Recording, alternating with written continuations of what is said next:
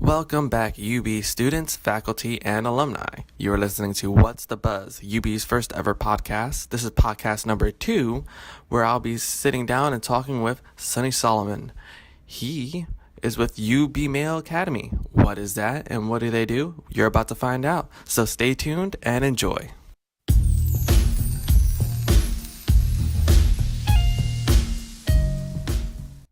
All right, so Sunni, how's your day going?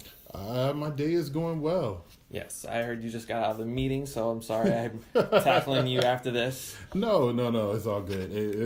One of the most rewarding parts of my job is when I get to meet with students. So this is definitely a great decompressor after a long meeting. Oh, so it's the faculty that gets you stressed. It's just like, other people. Gotcha. All right, so I've already done the intro. You guys already know this is Sunni Solomon. He is the person in charge, well, in my opinion, of BMALE Academy. So, quick question. What is the academia of BMALE? So the BMALE Academy started about 3 years ago as an effort to, one, increase retention among men of color on University of Baltimore's campus, and also to decrease the achievement gap.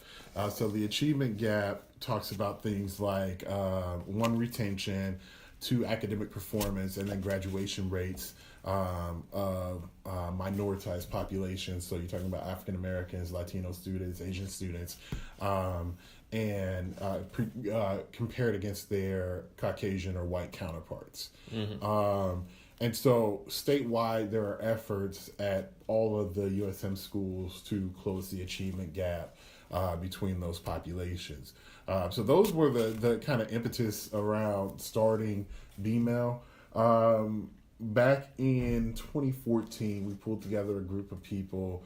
One young lady who used to work here, who went on to work at the White House, Khalila Harris. Nice. One of our seniors who's graduating this year, Trevor Ebert.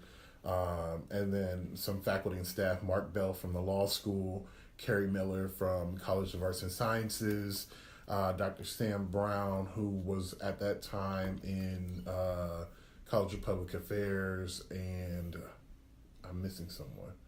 I can't think of Charles Jennings, who worked in the Career Center at that time as the assistant director of the Career Center. So we got together under the direction of the former provost, Joe Wood, and started to kind of brainstorm about if we were going to work specifically with this population, what would it look like? What do they need? And it was very important that Trevor was on that committee so that he could give a student perspective. Khalila was also very important because she worked with the Summer Bridge and Summer Readiness programs that were supposed to be pipelining students in. And one thing that we were concerned about is that, even with the college readiness and the Summer Bridge programs, so we do this preparation for students in the summer, we give them all the support and guidance, and then school starts. Yeah. And the support and guidance is gone. And it's kind of like, okay, now there's people here. Now we have different faculty that aren't familiar with me. Now, I'm kind of on my own. And so it's kind of like we were just dropping students off after those programs and they didn't have direction. In addition to that, we were also admitting what I would say were more underprepared students, and not necessarily underprepared just academically, but some socially. A lot of, right now, we are probably above 50% first generation students, which means those students do not have someone in their family, in their immediate family, who completed college. I'm one of those. Yeah, so see, Hi. and so think about that, and think about coming into this environment. We're not a traditional campus, so even if you look online and you Google some things about, what am I supposed to do when this happens, that's a little different at UB, because we're not a residential campus. We're not, we don't have as many resources. We don't have RAs. We don't have hall directors. We don't have, on-campus living. So there's a lot of different things you navigate as a student here that you wouldn't navigate it like a Towson or a Morgan. And so we started to think about how do we provide that information and support students both socially and academically. So we came up with this idea, concept of the BMALE Academy. And what BMALE stands for, most people think the B stands for black, and it doesn't. It's not? I've been lied to. So BMALE stands for, it's an acronym, it stands for Brotherhood, Mentorship, Achievement, Leadership, and Enterprise. And so what we established is that we needed to create a community where we were able to do some mentoring, but also we created this brotherhood aspect where students were also, as they progressed in the program, were able to reach back, do peer mentoring, share kind of what they learn and kind of lessons about how to navigate campus and those type of things. And that's really where the program grew from. We started out with 15 students. The program at that point was largely academic based, so we were doing a lot of academic workshops like writing for the discipline and financial literacy, and we were doing some academic progression workshops about, what does academic probation mean, when should you fill out your financial aid, all that stuff with the counselor, with the financial aid counselors and the academic advisors. And then we moved to student affairs. We moved to student affairs maybe 1 year into the program being started, and that's when we started to do the more programmatic, developmental conversations, discussions, retreats, those type of things. One of the things that we developed that's kind of our staple is our barbershop talks. Mm-hmm. And I think we've talked about this early on when I saw you at orientation. Yeah. But refresh my memory. I never knew. No. Yeah. And so barbershop talks are our safe space conversations. So we invite men of color from around campus to participate, the students in the program, and then faculty and staff members. And we have conversations, but they're closed door conversations where, when you are in mixed company, there's sometimes some things that you don't feel comfortable saying. There are some feelings that you may not feel comfortable expressing. There are some political views you might not want to put out there. Yes. But, this is one of those safe space areas. We close the door. We don't allow, people to just walk in and out, those type of things. And we have some tough conversations. We've had conversations about the school to prison pipeline. We've had conversations about manhood and masculinity. We've had conversations about police in the community. We've had, conversations about sexual assault, and it's on us after we visited the White House. So we've kind of spanned the gamut of kind of popular in the moment issues that students are facing or dealing with or trying to process, and give them a space to get it all out. Because we don't want a student to explode in class. We don't want to, because sometimes people can get under your skin. And so it's always the little things that make someone just pop. Exactly. You're just like, oh. So we provide that space. And, there are some ground rules, like you don't interrupt people. You don't cut people off. You can't attack someone for their point of view. Okay, that was amazing ground rules. Yeah, so but it's like, be honest. If you have to let a curse word slip out, all right, it's a closed door conversation. We're not in public, so let's get it out here. Yeah. But let's really talk about it. And a lot of times it's not about coming down to a solution or, figuring something out. It's just letting it out. Yes. Because you need to happen. And we call it the barbershop talk because that's kind of, in at least the Black community and Latino communities, that's kind of the place where you go. It's safe for the guys to just talk. It's weird. Just say whatever you want, and you'll hear everything from kind of the pro-militant, super, to, the political discussions to everything like that under the sun. And it's just kind of that hodgepodge of opinions, but you're able to say it, and no one really judges you. Yeah. You're able to get it out. And so that's why we called it that. And that's one of the biggest things that we do. We also do now a Brotherhood and Leadership Retreat. We've done that as an overnight event and as a one-day event this fall. They had me up 35 feet in the air on a tightrope and, all that stuff. And nope. We do. I mean, it's really cool. It teaches some team building skills. kind of perseverance, challenged by consent, those type of things. Couldn't they have done that on the ground though? I mean, Well, we did some on the ground, and then it's kind of like you build your way up. you built your way up there. Oh. So that's been really cool. We've gone to a couple events at the White House during the last administration. And we You don't want to go to it now? I don't know if they necessarily have the same programs now. True. Everything's being cut. But actually, that there. was cool because Kalila Harris, who worked with me to start the program up, she was actually a deputy director for. It's a very long title.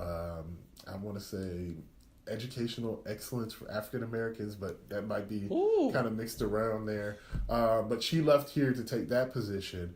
So for the duration that she was in the Obama administration before the transition, definitely when student opportunities came up, we were able to go, and take students to certain things. We got to go and participate in a policy hackathon, where we talked about minorities in STEM, the It's On Us sexual assault Title IX campaign, and the school to prison pipeline.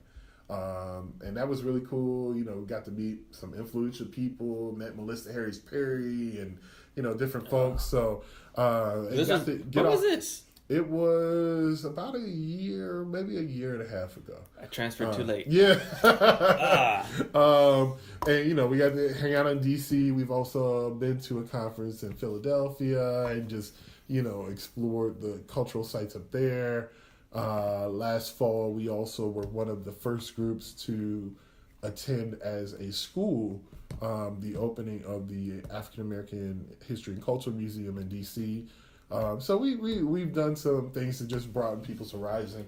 One of the interesting things about the program is that most of our students are from Baltimore City. Mm-hmm. And with that, they haven't had necessarily the exposure to even other areas of the city. Somebody will tell you, I'm from West Baltimore. And that's all I know. Like, I can't tell you how to get around in Northeast, or I can't, those type of things. So, when we get on the train and okay, we're out, we're going to Philly or we're going to DC to the White House. And it's just like this, it's a culture shock to them. And, I think that's really cool that we're able to provide those experiences and kind of take them out of their bubble. Mm-hmm. We also do, some individual one-on-one coaching that's really important. Like I said, most of our students are first generation. And with that comes with its own bag of challenges.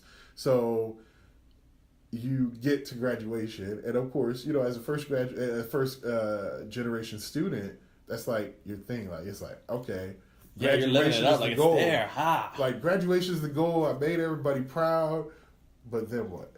Mm. You're not prepared for what's and after. I'm a first generation student too, so it's kind of like, okay, we didn't think about long term. Now, luckily, when I graduated, I had a job lined up for that Monday, so It was cool. But everybody doesn't think like that. It's more so like, let me get to the finish line, when it's not really a finish line. So we really started the process of talking to students about employment after college, going to graduate school, all of those things, how to go to graduate school. Because definitely, if your grades are, not even perfect, but if they are good enough, if you have a 2.9 or above and you're a student of color, you should be able to go to graduate school relatively low cost. Yeah. Just because of a lot of programs that are out there. But if you're a first generation student and nobody's told you that, you don't know it. No, I think that's one of the issues that a lot of academia has. There's so many resources and programs like your program, and nobody knows. Mm-hmm. Nobody's like, oh, this is what this is? Everyone's really lost and sauce about it. Like, thank you for orientation. Now that I know who you guys are, I was like, oh, BMALE's amazing. Yeah. Oh, there's a veteran community. What? There's the UB Post? Like, thanks to orientation. But if you do miss out on, programs like orientation, you're still lost in the sauce. You have to do that individual research yourself. And I think a lot of students are getting really boned over because of that, because they're either lazy or they had no clue at all that the resources even existed to search for. And it's hard. One of the things that we tried to do last year that we did not do this year to avoid students missing us. So last year, we were able to get the email addresses of all incoming students, male students of color, and we just sent out a mass invitation email and had this big kind of welcoming program, and it was kind of like a barbershop talk but with a lot more people, and that really worked well. But where that put us, so the program initially started out with 15 people, and I've been working with the program directly since the start. So initially I was only working with 15 students. That number then increased to 45 students. Yes. And then it increased to 80 students. Yes. And at this point we were at capacity. So 80 students was last fall, and it's like we can't really take anymore. So we only had about, between graduation and just the regular retention, transfer, that type of stuff, we had about 20 spots open up.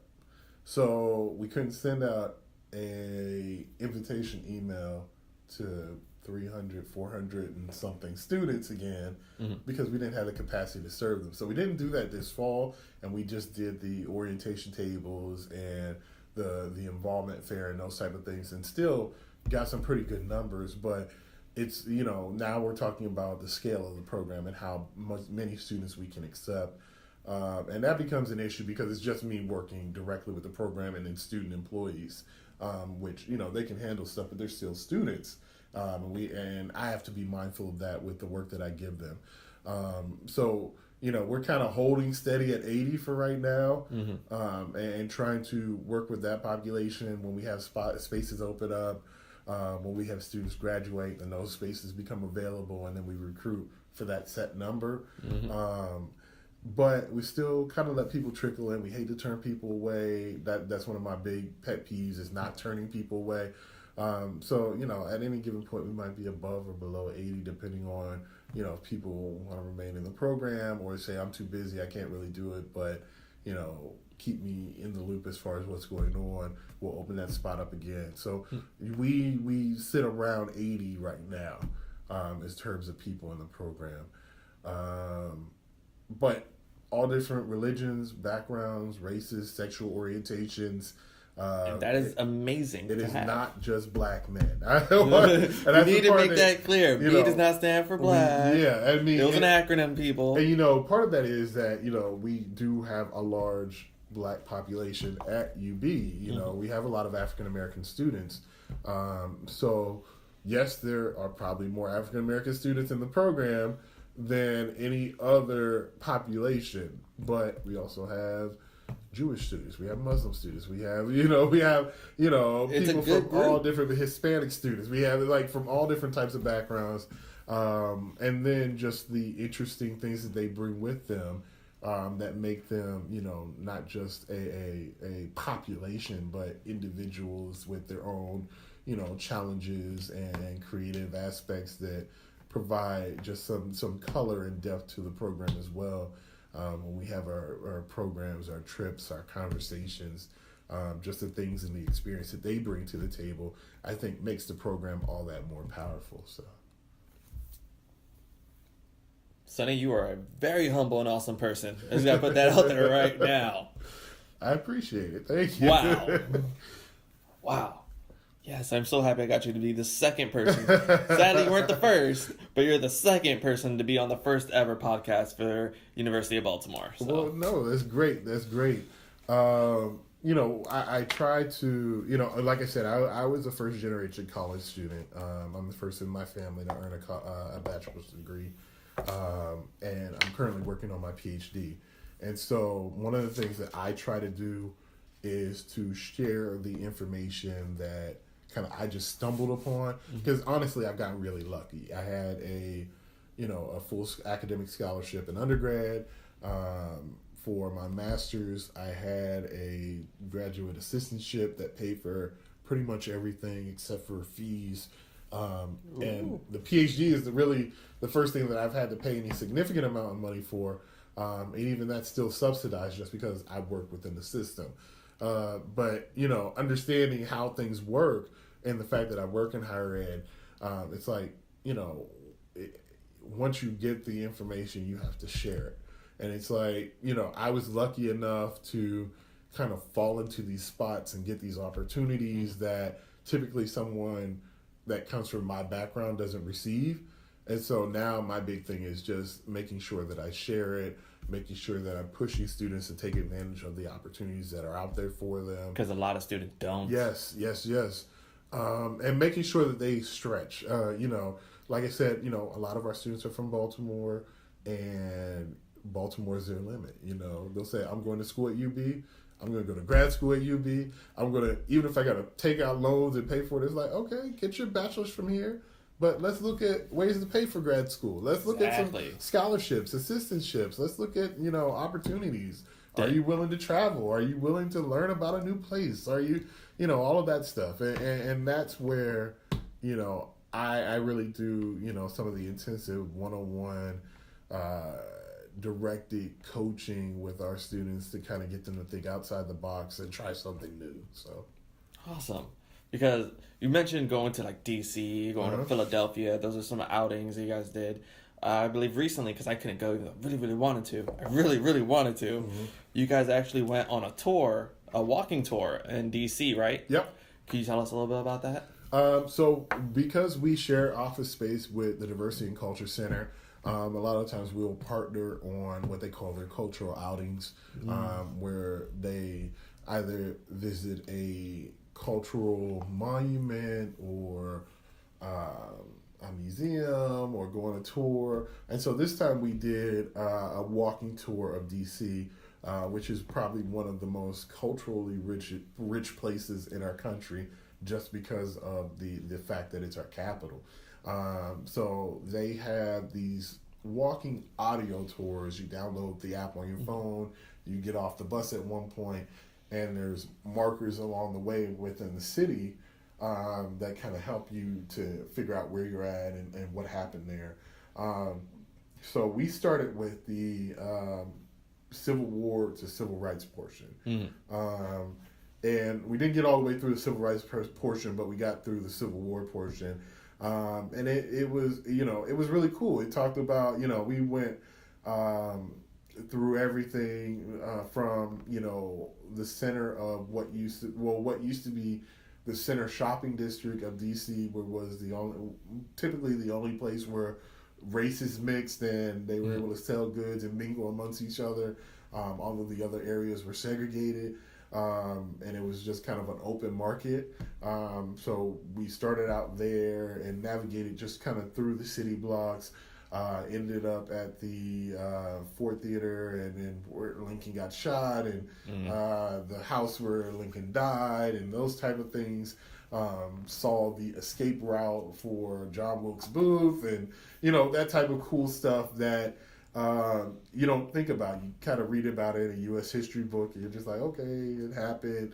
Lincoln was assassinated as a president, but you don't really think about how, what that looks like in real life. And you kind of, sometimes, knowing as a student myself, sometimes you look at history, you kind of read it as like, kind of a fairy tale. Like, it's like, this happened, but yeah, it's not. And all of this stuff is still standing. So that's what makes it so cool, is that, as you're doing this walking tour, you're like, turn left. And this building that is still standing there, you're like, oh, it still has a name on it. It still has, has a plaque here that says this is, it's like, I walked past here a million times. I haven't seen it.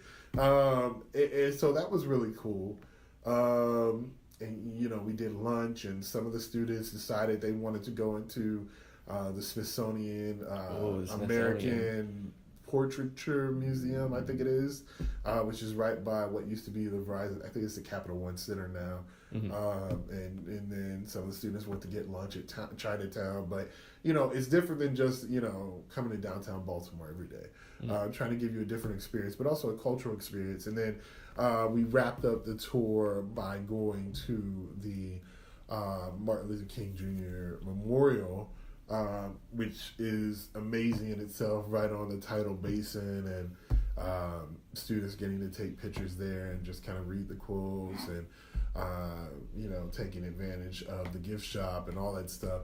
But it was really a cool trip. It was a lot of walking. But it was cool things. We got to kind of see like the building that I never knew, and I forget the name now. I hate that I forgot it, but it was the first integrated lunch counter in DC at a department store that was called Hex. And now the building is named after the elderly African American woman who sat at the lunch counter and did the sit-in to help integrate. So the entire building now is named after her. So, cool stuff like that. I like to do the cultural things, plays, that type of stuff. Just get students outside of what they're used to. Yeah, because like you said, they're stuck in Baltimore, and they sometimes don't want to do anything more than just Baltimore. Well, and there's so much going on in Baltimore that, frankly, isn't good. Like, it's like let's get you out, show you some other things, and show you that this is not the way things have to be, and that there are things out there to learn, there are things out there to explore, and there are certainly tours that we can do here in Baltimore, and we've talked about that to show them some of the cultural markers and places that are here in the city. And even a couple years ago, we tried to propose a civil rights tour that started here in Baltimore. Went all the way down to Mississippi, but we couldn't get the funding for it. So we've been trying to do some innovative things to just kind of broaden students' horizons, but also give them kind of a appreciation for culture, for history, kind of that well-rounded student experience. If you talk about liberal arts and what you're supposed to graduate from college with, so yeah. Do you watch Game of Thrones by any chance? Yes, I do. All right. There's because one quote really stuck with me. I'm not talking about anything crazy like the dragons or anything, but I believe it was 2 seasons ago when Tyrion was on trial. O'Brien,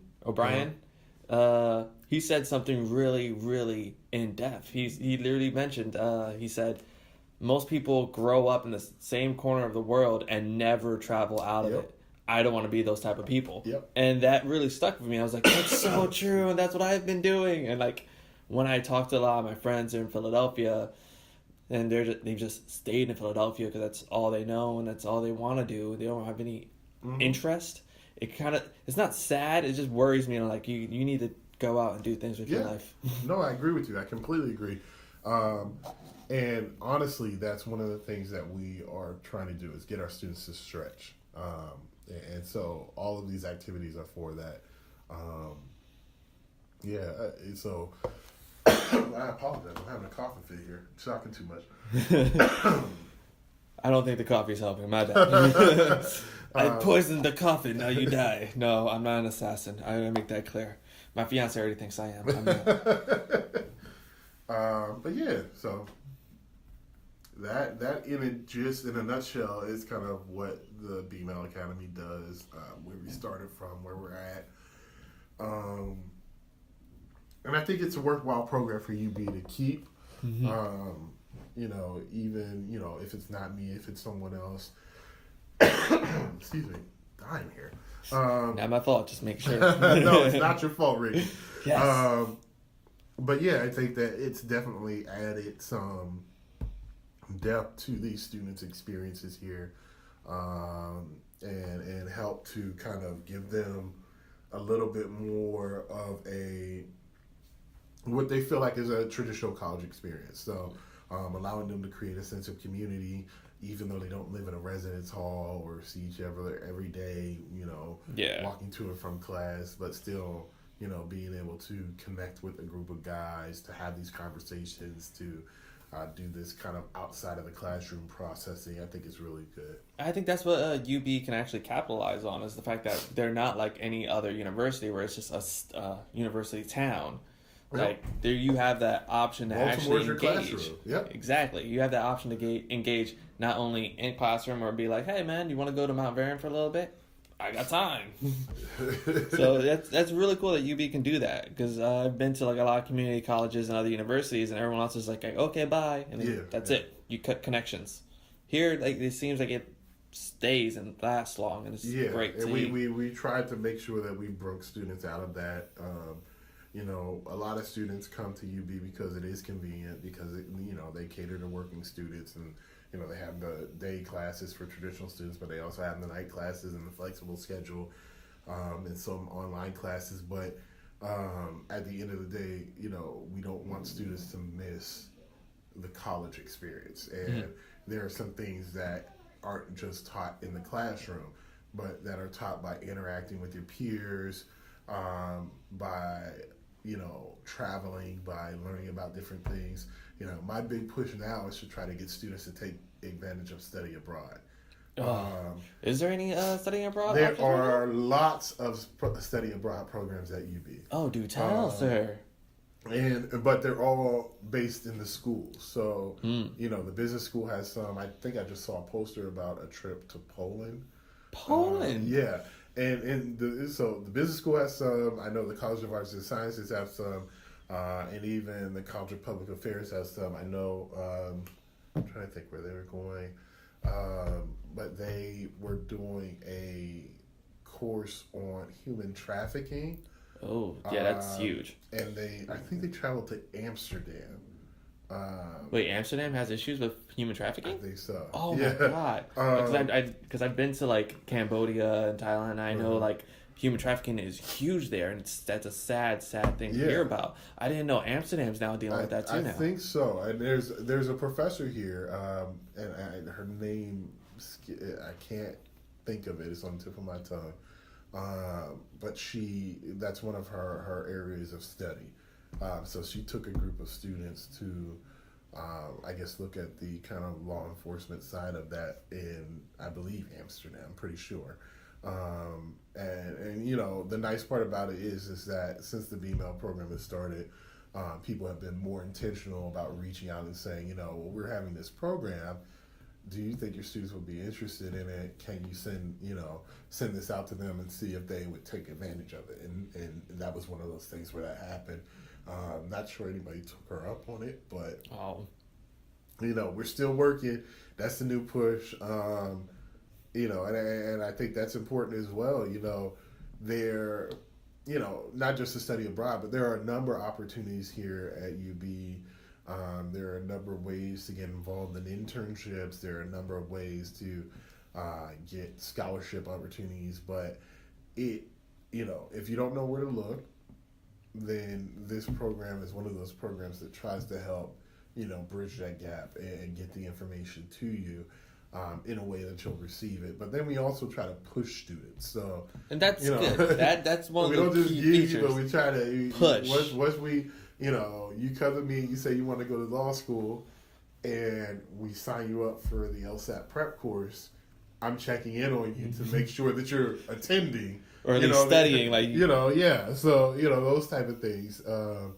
And I think it's that consistent support.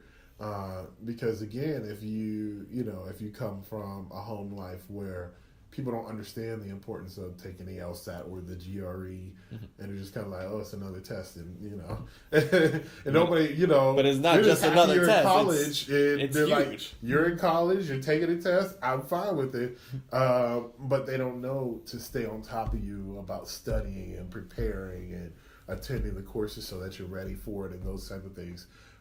So in that role, I kind of take on this kind of pseudo Big brother. Yeah, exactly. And we do a lot of check-ins. We do monitor grades.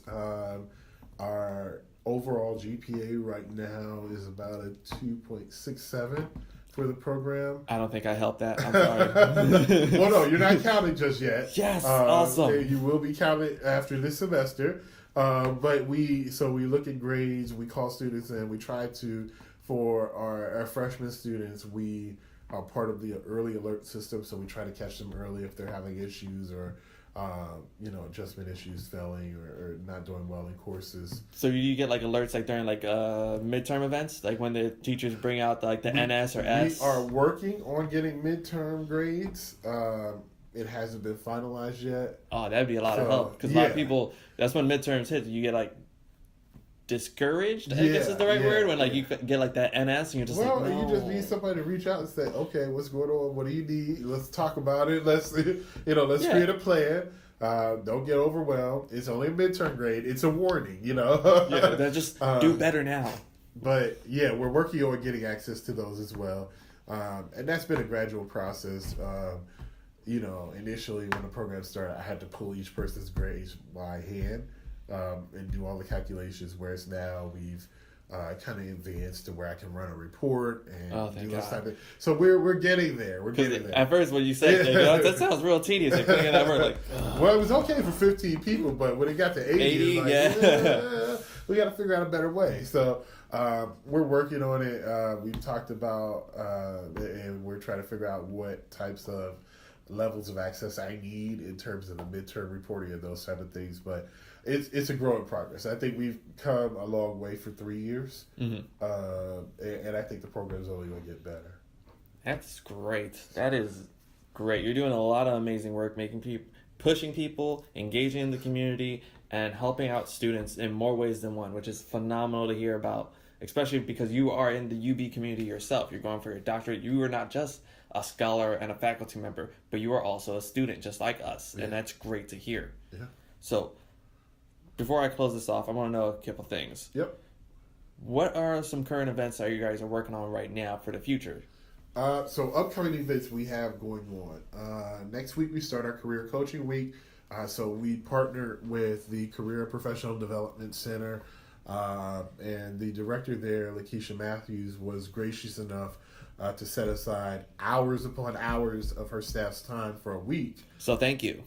Yes, thank you, Lakeisha, to specifically see BMALE students, work with them in the UB career cycle, work with them on their resumes and how to promote themselves and network and all of that good stuff, and look at professional opportunities, how to find internships, and just kind of show them the ins and outs of their operations up there.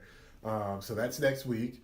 The following week on the 25th, we are having a conversation with President Schmoke. And that is in the business 25th. center. Yep, 25th from 5 to 7:30. No, I think it's from 5 to 6:30 actually. Yeah, 5 to 6:30. 5 to 6:30. I'll be sitting down for that. And that's the second time. This will be the second year that we've done that.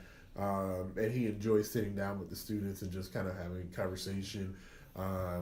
Usually some pre-scripted questions, but he's a pretty free-flowing individual when he gets with a group of students. So, the students also get to ask questions and interact in a real kind of conversation setting. Which I wouldn't expect from a person who was a former mayor. He's very comfortable with the students. He is very comfortable with the students. And in fact, after we did this for the first time last year, a little bit closer to Thanksgiving, so we're doing it a little earlier this year because of schedule. But we did it last year. And his request this year, his specific request was, can it be a little less scripted? That is awesome. And he didn't want it to be. Last year we kind of had it set up theater style, so everybody's sitting facing the front, and he's standing up front. He wanted it to be a little bit more conversational and kind of like in a round where we're kind of talking as a group. And that's great. I think he enjoys it as well. So we have that coming up on the 25th.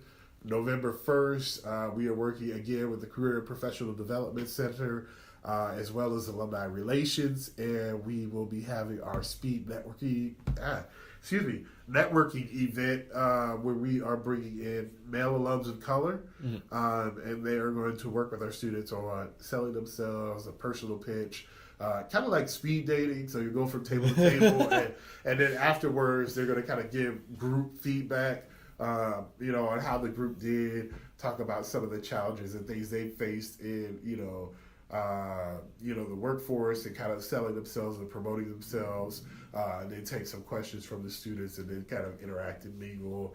There'll be food there. Well, there's food with all of this stuff except for the career coaching. And I'm trying to think what's after that. I think we have like a bowling event coming up, but I don't know the exact date of that. I think it's November 9th, but we usually keep a pretty full schedule. But yeah, lots of stuff coming up. That's great to hear. Do you have any more outings other than the DC that you guys just went to scheduled? Like, you mentioned Philadelphia, which is interesting because I'm from Philadelphia. I was like, oh, a chance to go back, an excuse to say hi to my family and never meet them again? You know what? We are looking at affordable conferences to take students to. Unfortunately, we are kind of in a budget crunch with the institution, of course. So we're kind of watching how we spend. So when we talk about transportation and lodging and those type of things, so if something comes up that we can afford reasonably, that doesn't blow the budget, then we may go. But it doesn't. It's not always necessarily just Philadelphia. That just happened to be where we went to a conference. It's called the Black Male Development Symposium there, and it was held at Arcadia.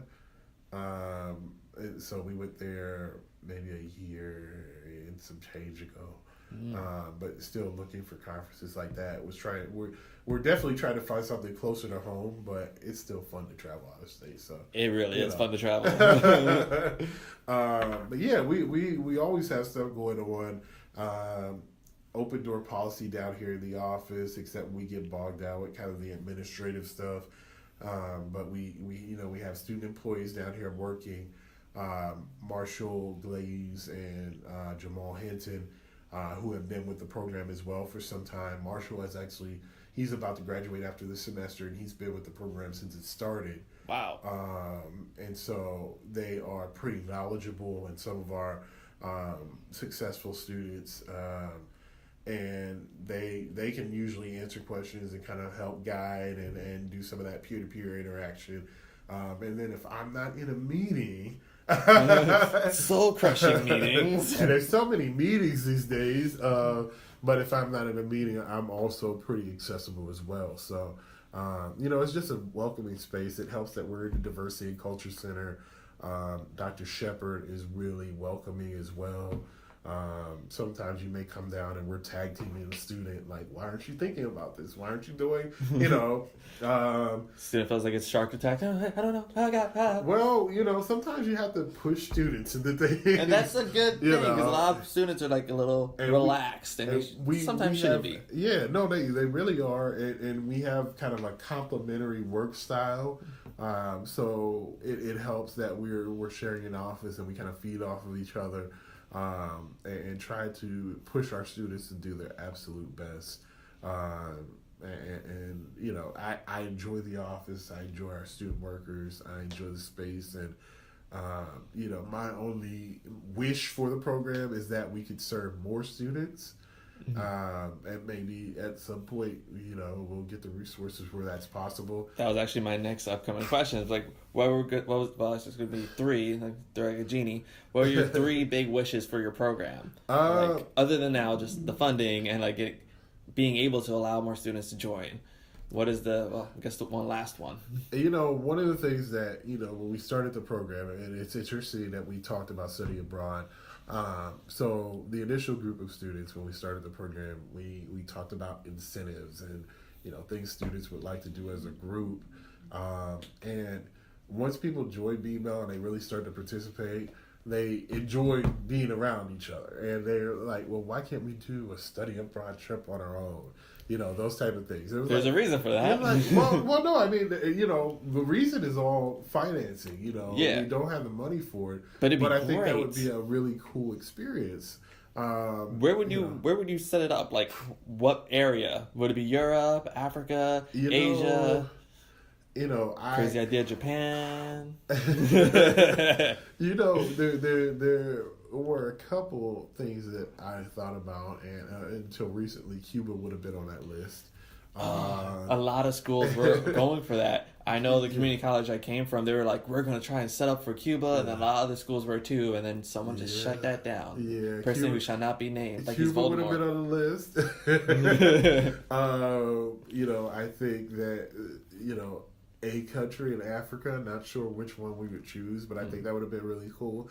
I also think that, even though our program is primarily students of color and largely African American students, there's something to be said about going to, Europe and visiting places like England and London and being able to go see Stonehenge and that type of stuff. And I actually got to do that this summer, and I'm just like, this is such a cool experience. Like, everybody needs to travel. Like, outside it makes of the US. you more cultured. It makes you understand, like, you're not just where you are. Yeah, you're part of something greater. Definitely. And you know, it's interesting for Americans. We are so set on being the center. Like, we only think of America, and it's like, you know, you go to other countries, and it's like, oh wait, you know, we're part of this bigger tapestry of people and things, and they have their own problems too, like BritX and so a lot of things that are happening. Like you said, Amsterdam's human trafficking problem. I didn't know that. Yeah, so I mean, that would be really cool. And I think the other thing would be being able to provide some financial support. So working with like alumni relations and the UB Foundation to do some type of fundraising campaign to start a scholarship for the students in BMALE that they can apply to, that would be merit-based. I think would be really helpful, just considering where a lot of the students in the program come from and the challenges that they face. So that sounds amazing. Well, Sunni, thank you very much for this time and for this amazing podcast session. Definitely. I enjoyed our talk and amazing conversation we had. And if you guys don't know where BMALE Academia is, it is on the lower level of the Student Center. So you can just take the elevator or just walk down the stairs and you'll see it. Very clear as day. Yep. Amazing place. You should always pop in, say hi, show your face, and just find out more about BMALE in your own way. Yes, and if you're interested in joining, email BMALE, BMALE Academy at ubalt.edu, and we can get you the information, get you set up on our listserv, newsletters, all that good stuff. So, can't wait for them to come by. All right, next podcast will be with Max Brilliant. He will be interviewing I Don't Know. You just have to stick through and figure it out yourself. Please come by and enjoy the podcast. Take care.